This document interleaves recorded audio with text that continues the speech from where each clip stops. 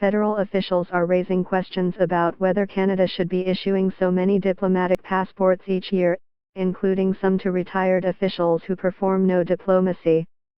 The problem arises from unclear, inconsistent or outdated eligibility provisions, according to an internal document from Immigration, Refugees and Citizenship Canada, IRCC, which runs the passport program.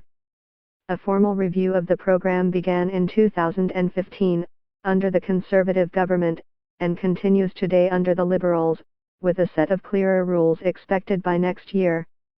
Progress has been slow, partly because of sensitivities surrounding eligibility for diplomatic passports, says an accompanying slideshow, marked Secret.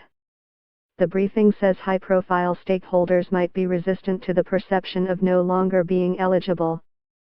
Some stakeholders also view their diplomatic or special passport as a symbol of prestige or a guarantee of certain immunities or privileges abroad. CBC News obtained details of the review through a request under the Access to Information Act. About 9,500 diplomatic passports, with their distinctive red covers, are in circulation, though only about 7,000 are held by employees of Global Affairs Canada, the department in charge of Canada's embassies, high commissions and missions abroad. Some 2,800 new ones are issued each year. The rest are held by a broad range of others, including spouses or children of former prime ministers or of former governors general. The current rules were set in 1956 by the federal cabinet under the Diplomatic and Special Passports Order, which has not been substantially updated in more than 60 years. In the meantime, eligibility has been gradually expanded through a long series of so-called ministerial instructions. There are now more than 50 such instructions, many no longer relevant or consistent with other rules.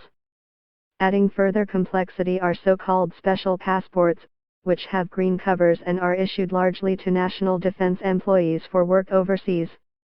About 45,000 special passports are in circulation, some held by retired officials who no longer work in government, such as former lieutenant governors, former heads of missions, and privy councillors who have long since withdrawn from public life.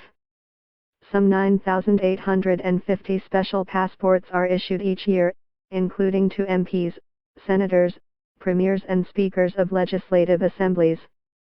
The passport program collected $3.5 million in fees to issue diplomatic and special passports in 2014-15, more than enough to cover operating costs of $2.3 million. But most of those fees, $225 per passport, are paid indirectly by taxpayers, with departments such as National Defense and Global Affairs picking up the bills. And some diplomatic passports are issued without charge to former prime ministers, former governors general, former ministers of foreign affairs, former lieutenant governors and others, including their spouses. The latest review follows an earlier examination of the program ordered by Prime Minister Stephen Harper in October 2010.